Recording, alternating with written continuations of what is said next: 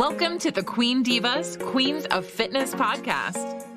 Join your hosts, three-time WBFF world champions and WBFF royalty, Alicia Gowans and Stephanie Ayala McHugh, as we explore all things female health, training, competing, mindset, and living the fitness life every day.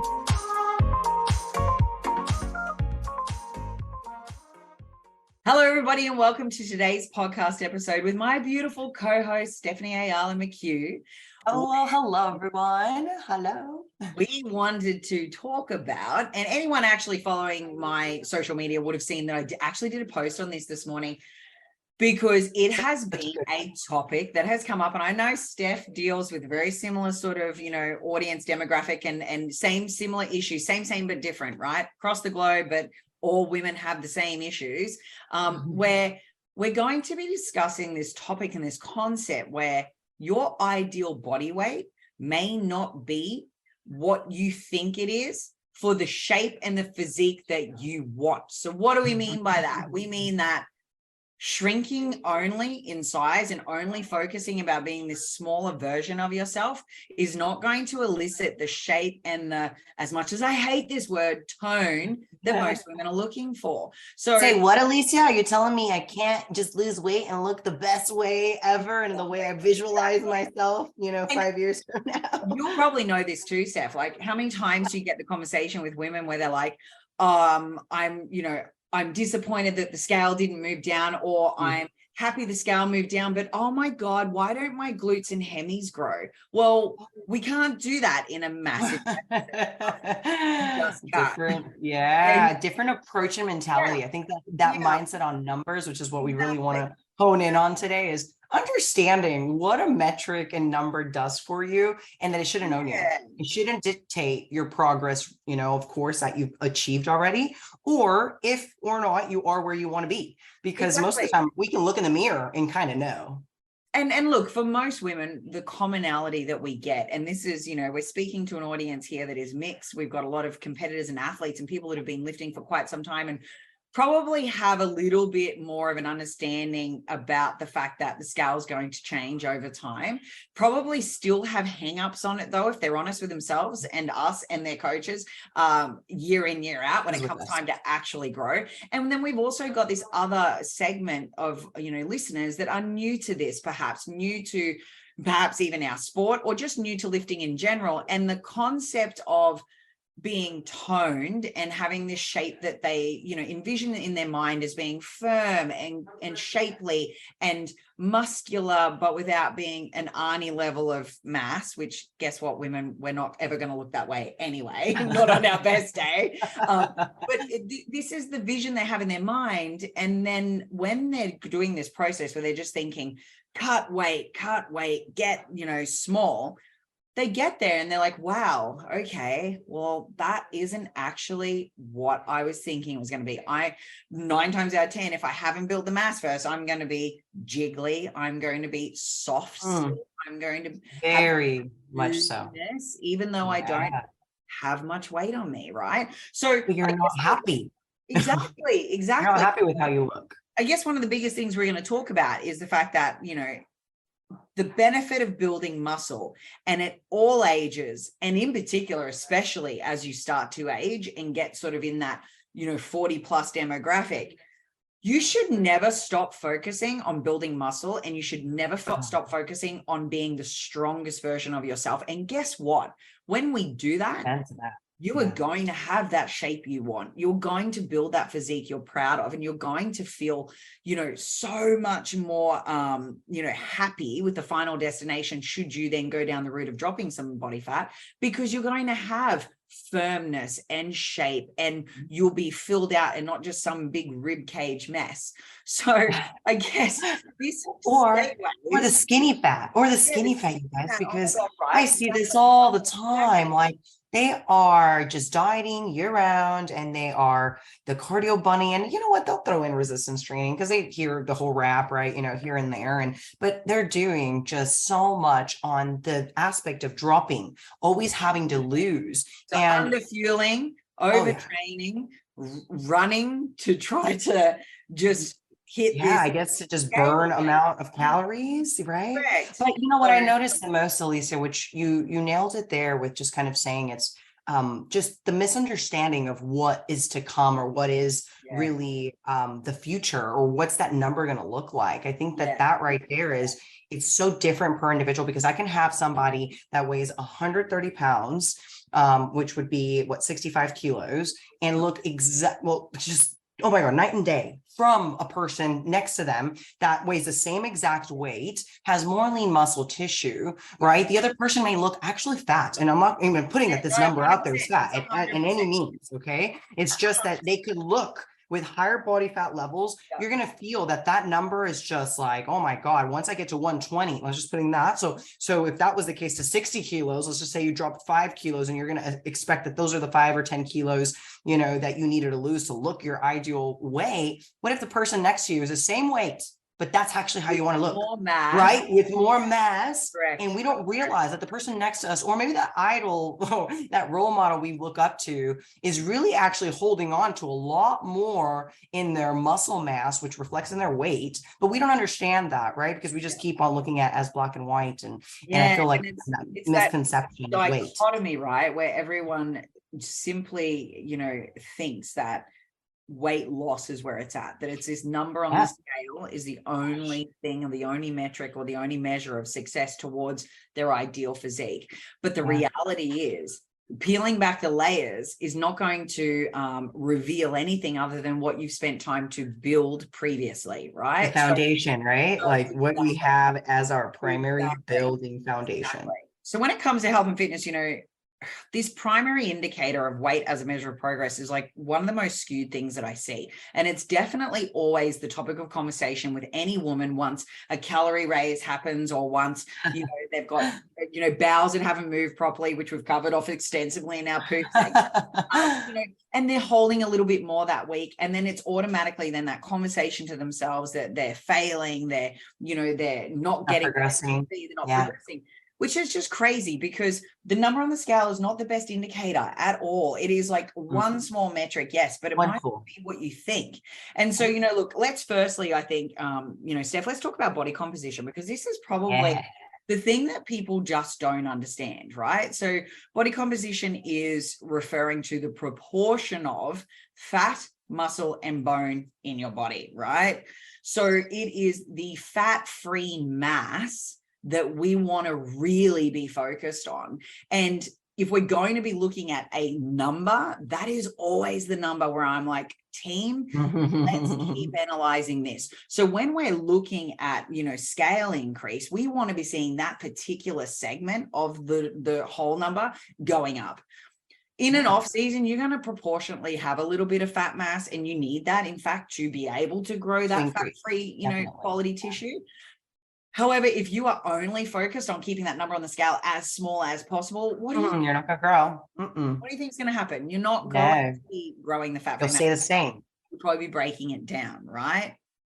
A person with a higher percentage of muscle mass and a lower percentage of body fat will always have a much more conditioned, much more desirable body composition and overall in much better shape. And there is not much you can do about it. They're going to have the lines. So when they're coming into stage, they're going to have the lines and the striations and the cuts and they're going to have that because they actually have that density of muscle underneath whatever it is that they started with, layering and it. you know, the beautiful thing about having more muscle mass onto your frame is also the fact that you don't have to diet down as drastically or to have to drop your body fat levels to a level that is maybe a little more strenuous on your body or obviously a little harder to achieve, because guess what? As you actually have more muscle bellies on your frame, you're going to be able to pop them out as you start dieting slightly down in condition versus maybe another individual that has less muscle on their frame. They're going to diet down and still look quite soft. They're going to look a little mushy, look a little watery, and still be like, well, why don't I have a 6-pack? And look, I'm totally relatable on that end. I think I've said this on this podcast before. My first show, I remember looking for my abs and just kept looking for them. And I dieted down like to the gill. I mean, I was really, really low in body fat, but I never had really prioritized building up my ab wall and actually having more muscle density on my core, which then really defeated my whole purpose of looking for abs, because I probably would have had to drop to a very even more unhealthily level of body fat that I already was at, just to be able to get them to pop out. And that would have just been kind of honestly ridiculous because I was pretty low. I was already under my double digits. I was already in single digits. So that's just stupid. So trying to think of why am I dieting and not seeing the frame or the muscle or the toned, like Ali said, look that I'm looking for, it probably comes down to the fact that you just do not have sufficient enough underneath your, obviously layers of fat. Absolutely. And, look, how many times have we had girls come to stage even? Let's use this actually as an example. And they'll be standing on stage with, counterparts and peers. And, the right girl that's going to win the show is standing there because she has the right level of muscle mass, which has brought the best level of condition to the stage and overall beauty. She's ticking all those boxes, right? And I can guarantee you 9 times out of 10, the first thing that women take away from that journey, that day, that experience when they don't win is, I wasn't lean enough. That's the first conversation they always throw up is, I just wasn't lean enough. I didn't come in lean enough. I was still carrying too much body fat. And my argument for most people is always going to be this. I think you just weren't muscly enough. Yes. I think you had the foundation. I don't think you were as developed. I think it's evident to see that she spent a few more years in the gym than you. She clearly has a proper strategic off season and she grows both her calories and her ass at the same freaking time.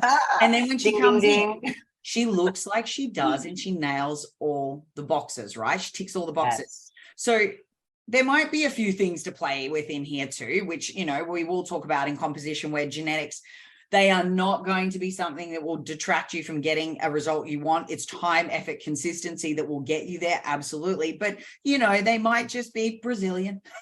And they might be, and more butt. They grow crazy glutes, right? And I've got some athletes, I've got some clients that every time I see their information, I'm like, how the heck are you getting these results? I'm always like, fast?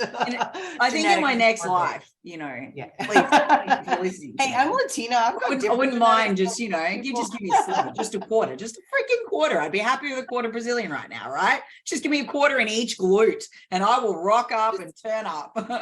But my point being that, don't always look at this and go, I've got to cut more food and I've got to pound the pavement. I've got to go do more cardio and I've got to restrict. I've got to starve myself and I've got to out-train this. Because what I would argue is, if you are not yet happy and everything's not moving in the direction you want, reverse a little, recomp and focus on that fat-free mass component of the total scale weight for composition and grow the heck out of it, guys. Like you should not want to come in at the same stage weight for anyone that's listening to this as a competitor as you did the year before or the stage before, because then that's retarded. You're just not progressing. You're not progressing. You're not changing. You should also, as someone, losing weight that's actively working on building shape, respect the fact that each year, year in, year out, if you're doing the right thing in the gym and you're actually progressing and you're actually, working hard, you're going to increasingly weigh a little more. And that's not a bad thing because interestingly enough, with the fact that, body fat, has anyone, listening to this, if you haven't already, maybe go Google and have a look at it. You can actually do this. And I know we did this at university. They give you these like gobby glue, I really please do this, y'all. Yeah, it's a great exercise. And if you ever get the chance to physically hold them, it will blow your mind. And they give you, a 5 kilo of adipose tissue and a 5 kilo of lean muscle. The size of the adipose tissue is fucking mind-blowing. Oh my God, right? Like quite substantial. It takes up this much space versus just a little small, if you were to visually see it, right? Like you could still see how little, and dense that muscle can weigh and just weigh heavily. 100%. And I can remember that exercise for me at university was that profound moment of going, wow, scales don't fucking matter, yo. Like at all. Yes, I shouldn't say that actually. They do to a degree, but where I'm coming from. Like, I'm not going to get hung up on that. Right? Yeah, it's a tool. Correct. So, and as we also know, relying solely on the scale as a metric can be substantially, or a measure of progress only, can be substantially problematic. You know, this is where we start getting issues with body image, unhealthy habits, extreme dieting, over-exercising, throwing the baby out with the bathwater because you've got bowel movement that hasn't moved and you think, or a cycle about to come. And so therefore we're up a little bit and you think, I need to cut calories and I need to go and exercise more, right? Exactly. Like it's just this perpetual hamster wheel where you're focusing on things. Yeah, I think that weight is also another reminder that this is just a perspective for anyone listening that I really want you to look in and think of just a small little comparison here that I'm going to make. And I'm going to put myself as the example. And I've honestly had to go through so many builds, so many, you know, fat loss phases because we've been in competition, but I've also had to stay in maintenance for quite a while. Yeah. So it depends on where you're at in your journey. If you still have lean muscle to build, meaning it's the beginning of your journey, then you have to go through those phases. You've got to go through the surplus. You've got to go through some fat loss phases. It doesn't matter if you don't have something coming up. You don't want to just stay in a surplus years on end. You want to kind of go through some phases where, yes, long periods of time, you know, at least 6 to 9 months minimum of a surplus. If you haven't gone through a surplus, I would recommend someone to go through at least a minimum of a year if they can, and then maybe start doing somewhat of a descent and try to do a fat loss phase, then reverse out like Ali had said, and continue doing those phases a few times. And that's going to look like what, like a 5-year plan. I'm being realistic here. You do this and you go on in and you actually do this years on end. And let's say 5 years from now, you're actually in a place where you're like, wow, I want to maintain. I really don't want to be going through this up and down yo-yoing. And it's not yo-yoing. It's just these phases that might make you feel uncomfortable. And you'll get to a place where maintenance is then your life. And what about that weight that you just kept, you know, getting fluctuated or getting, it's you know, really wildly different to what you initially started with your intent in your mind as to what that should look like, right? So let me actually paint a picture for you all. I'm currently weighing right now what I did when I first started. Actually, no, I'm weighing right now what I did when I got my final positive result on my pregnancy, right? And this is after a year-long battle of IVF. I was barely lifting because I'd had that fall in Westfield and done a number on my back again. We were in and out of discussions around whether or not to have surgery. Like it was a real journey, right? So my entire composition had changed. And so I'm literally the same weight that I was at the start of the pregnancy now. My whole shape looks entirely different, everyone, like entirely different. So I'm also anticipating I'm going to put on potentially a little more before I start a final cut through to stage, okay? And my goal with that is the purpose of bringing to that stage, when I get back on it, some of the lost size that were a result of the composition change in me during that journey. Now, if I was only solely focused on scales and weight, I would be seeing this as a potential backward step, even because when I had actually fallen pregnant, I was still sitting at that point a little higher than my normal off season, simply because I had to change composition in order to fall, right? So again, throwing it out there, if I was so worried or hung up only on the scale weight and thinking about shrinking myself and staying small, I would be leaving on the table lost gains, right? 100% would. I would never be able to bring anything competitive to that world stage in this time frame that I've had, if that's the way that I looked at it. So instead, what have I been focusing on? Well, big time focusing on that fat-free mass, big time focusing on the performance I have in the gym, 100% analyzing data week in, week out about my metrics in my lifting, where my progressive loading is. Am I actually loading more on the plates? As I recovered post-show through that first recovery phase in that sort of, 8 to 10 weeks, I was looking for strength gains and I was focused only on building strength. And then beyond that phase and into this now block that I'm in, which is an actual prep phase, all I'm focused on is ticking boxes of progressive loading every single week. And you know what? The scales are going to move up with that. You're going to have post-inflammatory responses to training, physiological adaptations from training, all the things you actually want. Plus I'm eating more food and I'm fueling those sessions and my carbs have gone right up. So there's that.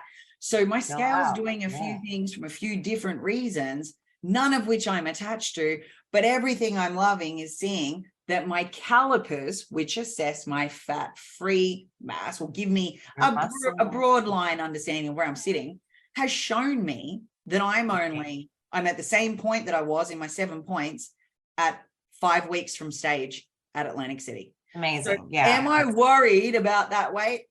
Fucking hell no. What I'm Yeah. worried Actually, about. the weight excites me. If I ever That's what I get was gonna more say. weight, I'm worried I about really get gaining. excited. I'm like, oh, Yeah. even if it's water, I don't care. Get those babies swollen. Get these legs Exactly. swollen. I don't care. I'm Exactly. like, literally get them inflamed, get them pumped. And guess what? If you just did a massive leg session, a massive one where you were like having already fatiguing sets, like you did a drop set, triple drop set, whatever you did, and it caused, again, such volume tear down on your muscles, you are going to literally have inflammation, and you're going to probably go up in the scale when you check in, and you're going to kind of freak out like, whoa, what happened? Am I gaining fat? But in reality, you've really honestly just gained a little more water into the muscles, and that is totally fine. Or maybe the fact that you lacked some sleep, because that happens to me. If I had a massive session and then I lacked sleep that night, it's like a double whammy. It's like two things getting dumped in versus me just getting massively inflamed from my workout. This is also something that I know we've touched on previously in other episodes too, Steph, which, you know, I'm hoping people listening to this that are coming into some of their shows or even just starting their prep to a stage this year, take this away, is that having data is great and you want it for trend analysis, but don't get married to it, right? These are numbers also we talk about where I'm like, don't expect the same process from season to season. If you're growing, it's not going to be the same. And if you are, you know, building more metabolic tissue, then your caloric intake will be higher, your needs will be higher, you'll come in on higher calories if you've actually reversed properly. It's beautiful. Yeah, you'll come in at such a beautiful weight. like result. So, yeah. And so it's like, love seeing this. Stop telling me that you should weigh this because last time you weighed this and you shouldn't. I literally want to shake somebody's we're head. going backwards, Yes. and I will blow my brains out because we literally didn't achieve anything. Do you know what I mean? Like, exactly. So again, it's not about getting to this smallest version of yourself that has absolutely no, you know, quality development there. It's about actually focusing on the things that bring the development. So this, for me, segues into the most important thing that you can ever do in your life. And I think everyone should do it at every aspect of life, and especially as you're getting older, because that's when we need it most, because our protein needs are so much higher, which means we will break down our muscle mass and move into osteopenia if we do not look after the development of our muscle. Is the benefits of building muscle, people, which is more than body fat. I can't stress this enough because this is a topic that I mean, I know it's floating around. I mean, high protein, you know, eat more protein. But see, the thing is that we don't realize the longevity that we get from eating sufficient protein, number one, then to building muscle and actually having that approach and how that's going to sustain our life and build us up, and how we're talking about these layerings of foundation, building your foundation. The primary kicker here, besides actually trying to build muscle, what's the number one key source? Is going to be your protein. And we've talked about recovery. We've talked about, of course, other ways that you can try to, you know, increase maybe your training efforts, intensities. But really another thing here that Ali is really hitting too is the building muscle approach is also no attachment to weight, but also building muscle needs to also be with more intention. So the more intentful you are with each lift, you're also going to actually maximize all of your efforts. So instead of just kind of going through it, like she was really talking about the progressing tracking. I find that that's the biggest tool across anyone, no matter who you are. If you don't know what you're lifting and what your capacity of lifting is for that exercise, are you really challenging yourself? And are you really going to be, you know, growing, to be honest? Probably not. And I mean, how many times, Steph, have you seen, you know, with certain athletes or even clients, and they're like, you know what you've programmed, and you know that if they're actually executing that program with intensity, with the fueling structure, and they're hitting it with, you know, a level of compliance and adherence, at least at an 80-90%, their progress should be here, right? And then they're checking in with you and it's like way down here, and you're kind of going, okay, we've self-rated that we're, you know, a 9 out of 10 on all compliance, and or even a meticulous 10 out of 10, and yet We're just not getting the traction. And so for me, my thing always comes back to send me videos. I need to see lifts because I need to see, are you applying any intensity at all? Because if we're not taking something to that level and that proximity to failure, and then in some cases through to actual failure, we're just leaving gains on the table, right? Which leads me to that weight staying maybe the same. So if you aren't seeing those trickles of maybe spikes, and I'm not saying just gradually a risk going up, the weight, again, going back to it not tying to something, if you're putting the efforts and your weight staying the same, it's cool, guys, it's fine. But maybe at some point, if it isn't fluctuating, assess your intensity in your training, look into, you know, maybe your tracking of your progressive overload. And another thing here, going into not getting tied into the scale and it not owning you, the one thing that I find that is the most essential tracking tool, and I think everyone should do this no matter where they're at in their journey, even if we loathe the journey we're on or the phase that we're in, is to take your photos. I can't stress this enough, because if you don't take photos, you can still weigh the same exact. So going back into body composition, maybe a year later, you were just like, wow, let me go ahead and compare these photos. Same weight. So you kind of start feeling a little, you know, bad about yourself and bad about your progress. But then you go back and reflect and you see, wow, a year ago, I weighed the same, but I look massively different. I have more muscle. I have more glutes. I have, you know, some more X frame on my back. Like I've got some action going on in my quads. Like before you didn't have that. And muscle weighs more than fat. It's not necessarily weighs on the aspect of actually weighing more, guys, but it looks so much more denser. Okay. So it's going to look like it weighs more on the scale, when in reality, it looks 10 times better, 100 times better. It takes up less space. So it weighs, technically it's dense, it's more dense, weighs same more, weight, but looks so much space. So therefore you will be smaller, you know? And look, it's completely essential for overall physical health, right? As we age, as we discussed already, you naturally lose muscle mass. That starts to decline sort of, you know, mid 30s, rapidly starts to be dropped sort of 40s and onwards. If you are not executing it, like if you're not activating it, using it, if you're not using it, you're losing it, people. So it leads to a decline in strength, in mobility, and you know, as you age in independence, you know what I mean? Like you start actually having that risk of low bone mineral density, fall over, break a hip, and the stats on that are just scary. Like the actual mortality rate after you break one of those as an elderly person is really high. It's really cool. You know, that's why I say that everyone should be focused on getting stronger and actually adding mass. So we're not talking about a subtraction on a scale. We're talking about adding mass. Now, for some people, that adding of mass will mean a substantial subtraction on scales, but not always. And this was what led me to have this conversation, both in my own social media, but then us talking about it, was that I see that conversation frequently. And I've had it raised a few times this week with a few clients where they're just substantially hyper-focused on lack of shape, but they refuse to actually focus on intensity in the gym and fueling adequately to support and sustain building of muscle, right? So it's that double-edged sword. You just can't keep cutting away and expect to have the shape you want. You've got to build the shape first, then take the layers off to reveal it later. And it takes time, people. This doesn't happen fast.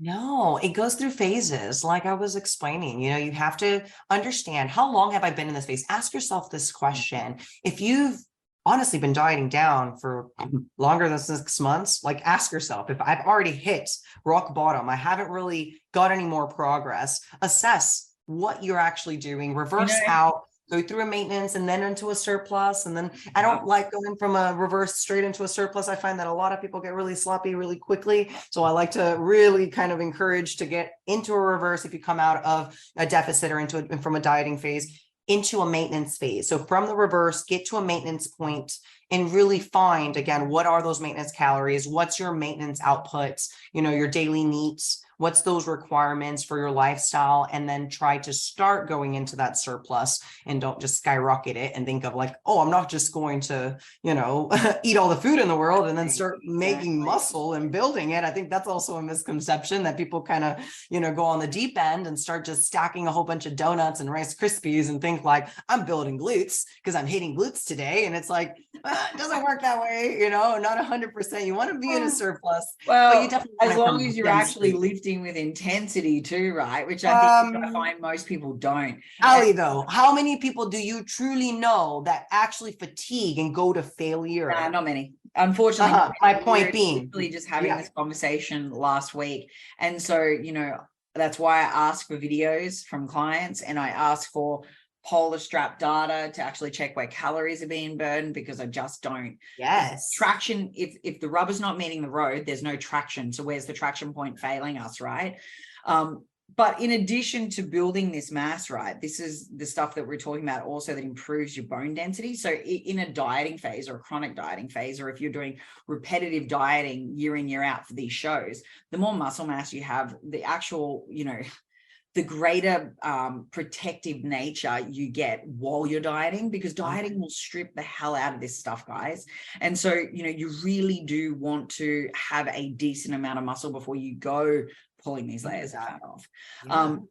Why is it also important? Well, because strength training puts stress on, you know, on your bones themselves. So that's actually a part of what stimulates them to become denser. It's especially important for women because we are super, super, super susceptible to osteoporosis. And that is the condition that, for anyone listening to this that doesn't know, creates weak and brittle bones. And that's the stuff that can create massive issues for you as you age. Nice. You know, I think building muscle also boosts your metabolism because, as we talked about, it's a highly metabolic tissue.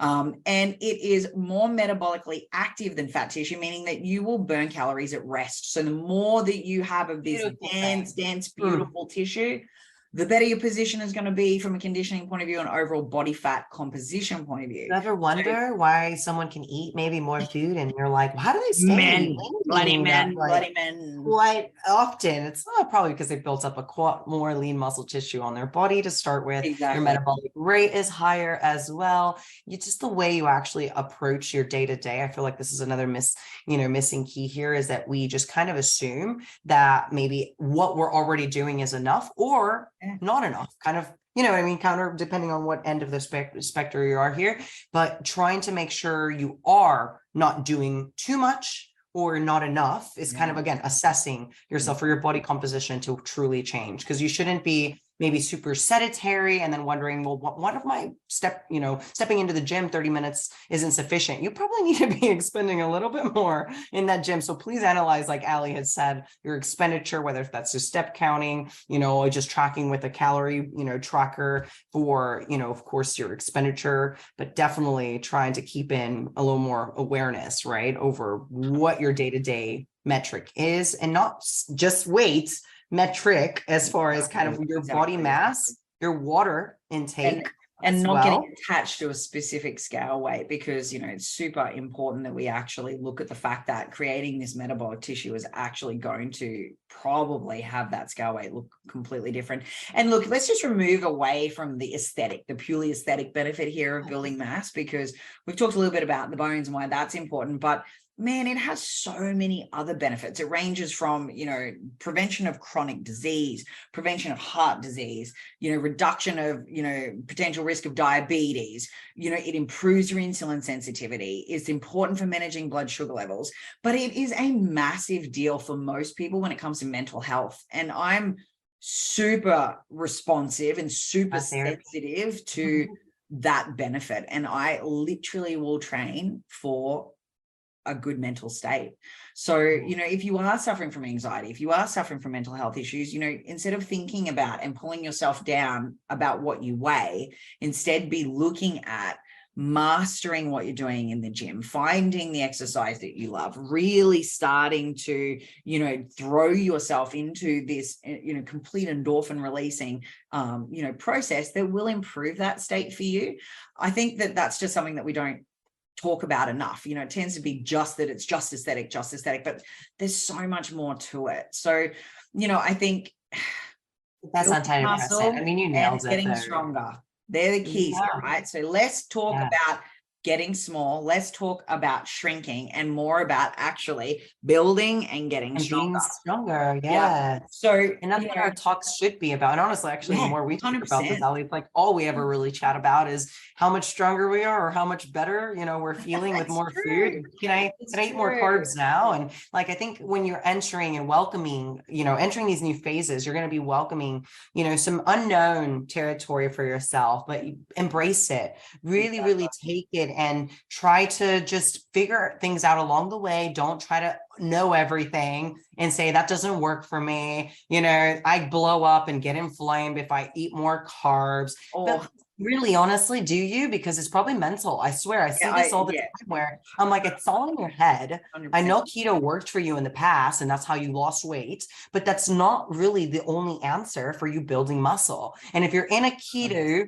approach right now, I'm not putting any keto people down, but I will say these are the ones that struggle building the most when it comes to lean muscle tissue, because you don't have sufficient carbohydrates into your diet. So making sure you kind of maybe reverse even from a keto approach, unless you are celiac and you're needing to be with that approach in your nutrition, but it's very rare. And it's actually quite lower, the people that have to be really, really approaching with no carbs approach, so yeah, it's still out there. And I just kind of have to put that out there because I see it so much. Don't, try to label a phase as like that is demonized, like, oh, I don't want to gain weight. I don't want to gain body fat. That's kind of what they always talk about, right? Like just welcome it, try it out. Try to see, oh my God, it's amazing how you feel. You start freaking actually feeling like a woman, feeling so much better. Because when we're dieting all the time, we're freaking psycho bitches. Oh, it's so good. So, look, I guess we've talked about the fact that the scale itself is not the determining factor of progress. And in fact, the body you ideally want will probably weigh substantially different to what you initially thought. We also talked about the fact that focusing on strength and building mass are the only real ways to achieve that result you want. And it should be less about the scale. But looking at that, then what practical, tips do you have, Steph, for people to actually incorporate strength training into their fitness routine if they're not already, and or if they are already? How do you talk to your clients about making it more about the strength and less about the scale?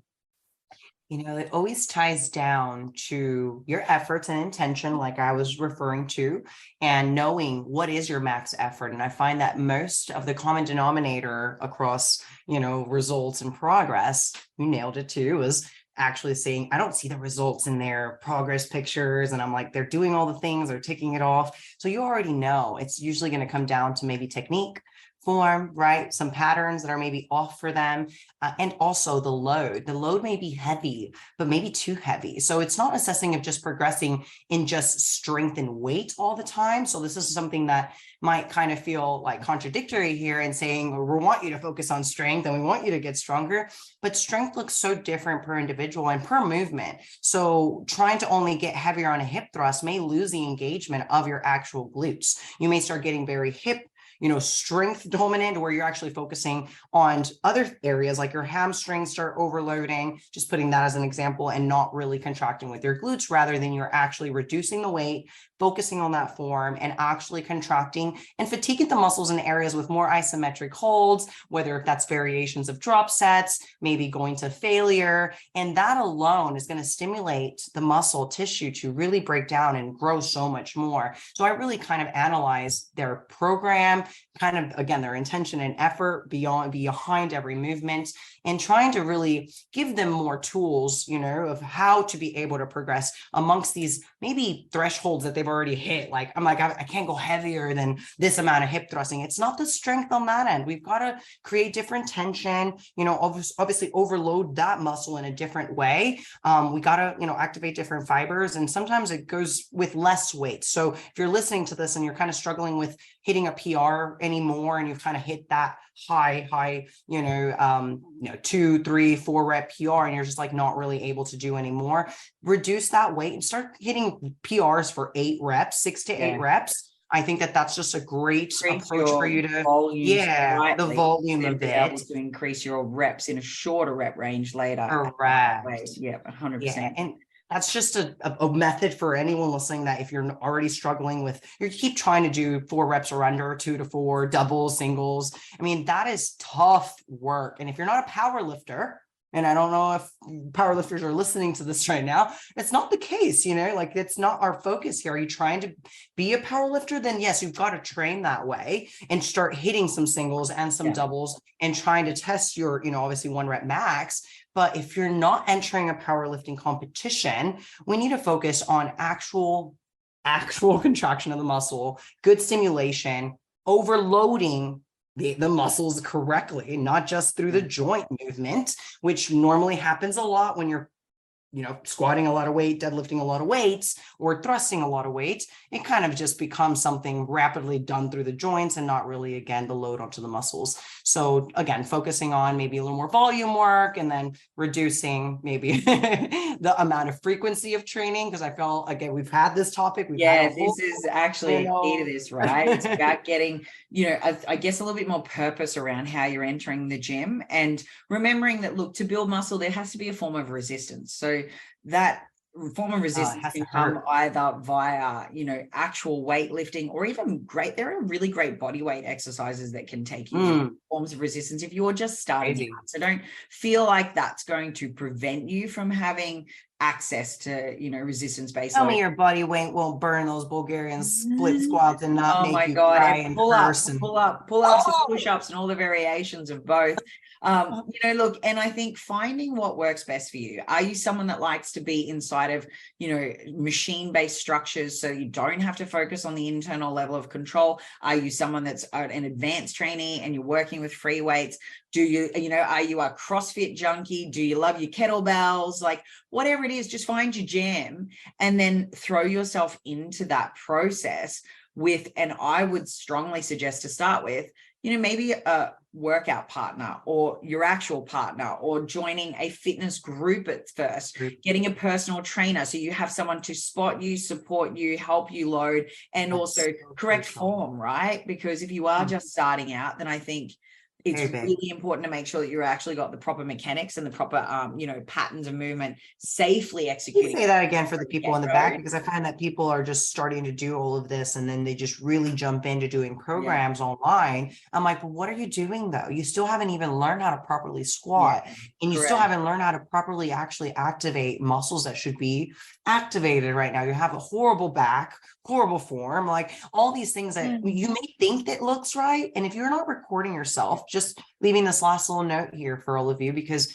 recording your actual form is just an enlightening way for you to see what you thought you were doing right. Yeah, exactly. It's not maybe right. And it may feel right, but it's not right when you watch it and you're like, I thought I was going far enough, or I thought I was going so much slower, when in reality, you might have been swinging, being all over the place. So you need to kind of really analyze your form, your technique. If you haven't started off with a trainer, you have to. Like this was, Ali and I don't think we ever stepped on a floor, right, without being trained by a trainer before we went into our profession of learning how to train others. So it's really important to get yourself someone in person. If you haven't already worked with somebody in person, do that. And I promise you, your sessions will, honestly blow up through the roof, because now you're going to activate the right things. You're going to feel much better. You're going to prevent less injury.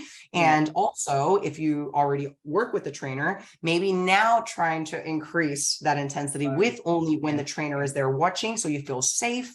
I find that that's another way that we, like you said, a buddy, a little partner, maybe motivation. It always kind of hypes you up when somebody's there yelling at you and telling you to go an extra rep, you got more in your tank. So it's helpful, definitely. Like I know when I train with Ali, we have great sessions. We push each other. So find someone that doesn't bring down your energy. If you're someone already, like I know there's some people I can't train with because I'm training them the whole time versus it's actually a training session that, you know, you have a good flow, a good push, and you're motivated, and they're actually at the same level and intensity as you. So making sure that if you are someone that is maybe looking for partners, don't look for a partner that's weaker and that you're the stronger one. Look for the stronger partner and the person that scares you and makes you actually think, damn, I'm about to like get anxiety over training. And I know I get that sometimes. Like when I trained with Daniel and Bailey, I was like kind of getting a little anxiety. Yeah, I reckon I would have had anxiety like, about that. Oh crap, this woman knows how to lift. And not only that, she lifts heavy. Yeah, I would have had anxiety too. Oh like, man, oh but exciting. And you know what? That was a session of a lifetime because again, she was on a different level. I was trying to match that level of effort and that level it of pushes intensity. you, right? It pushes the heck out of you. So make sure you look for somebody better than you, if not at the same level.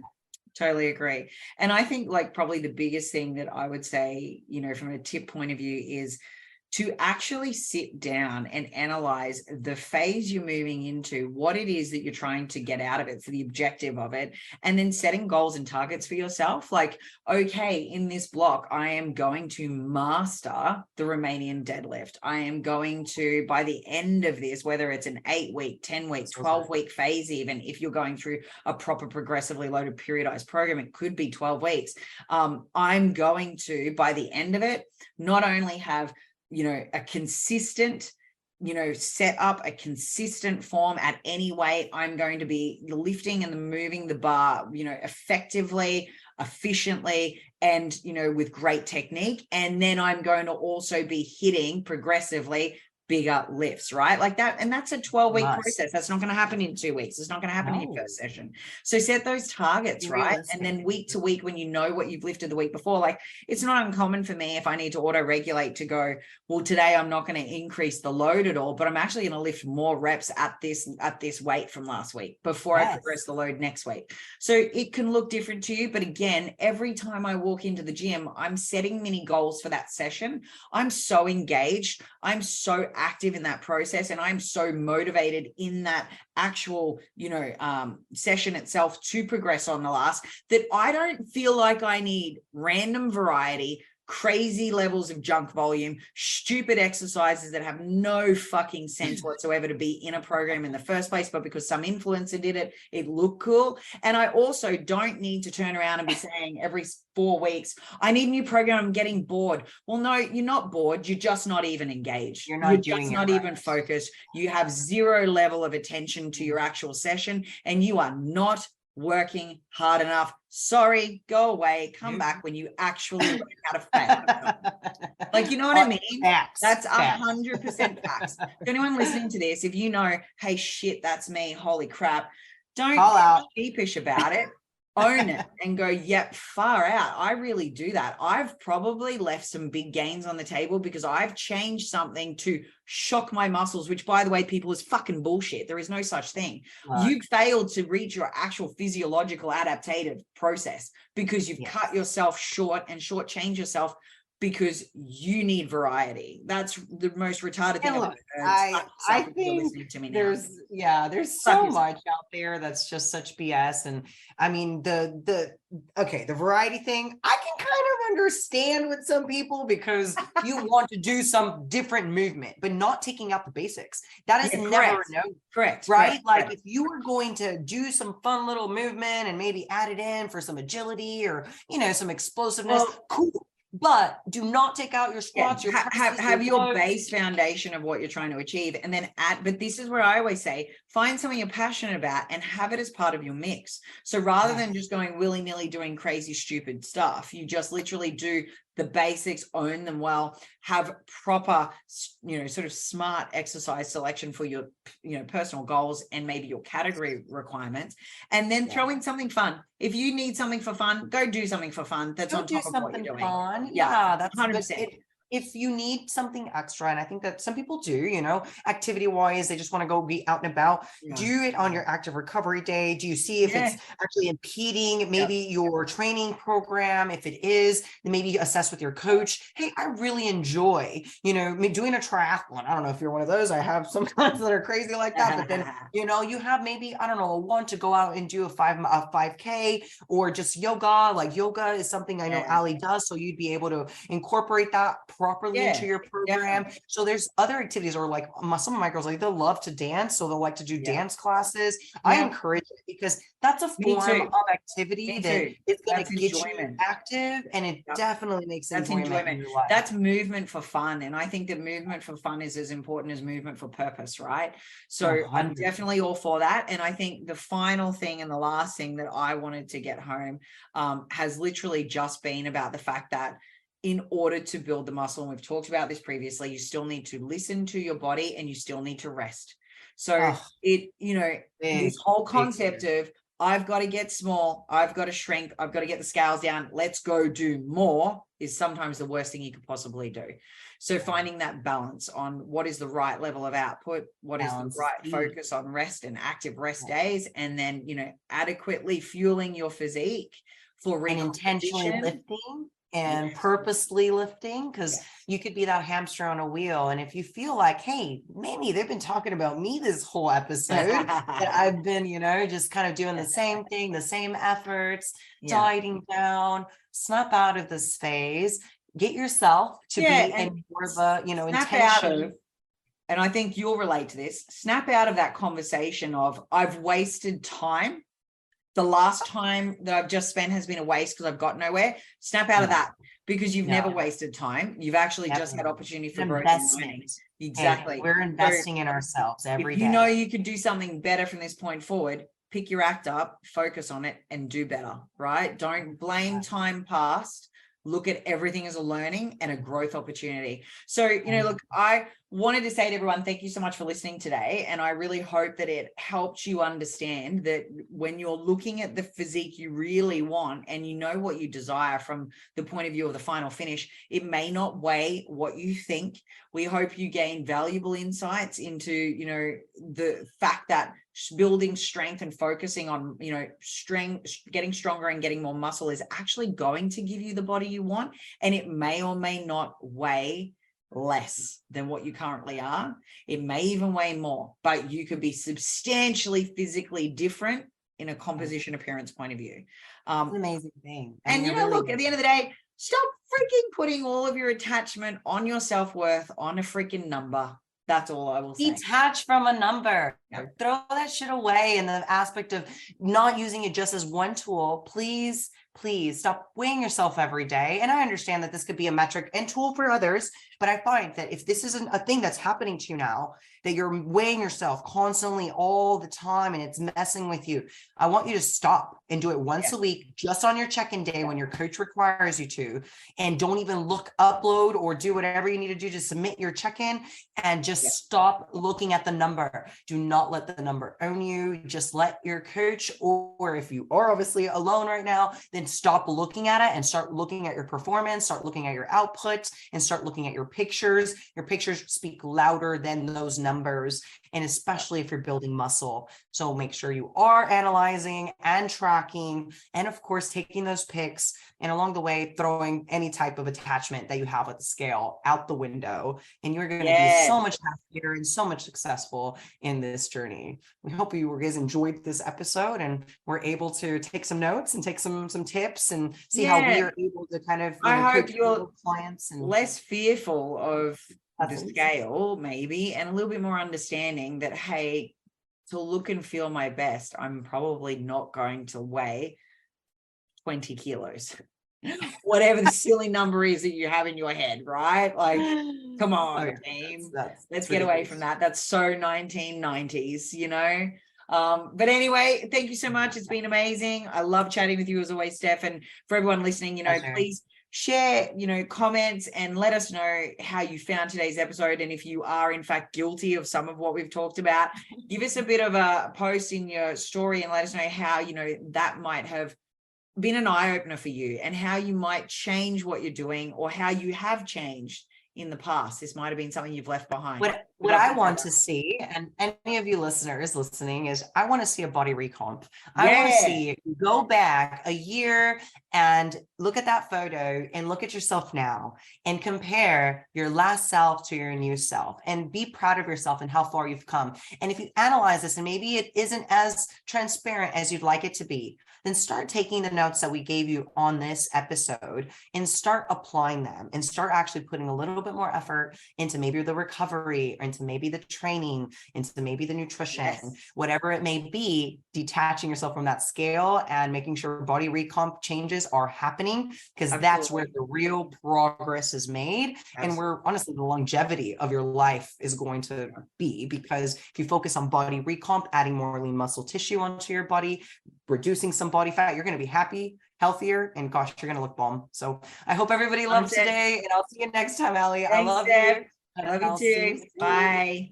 Bye.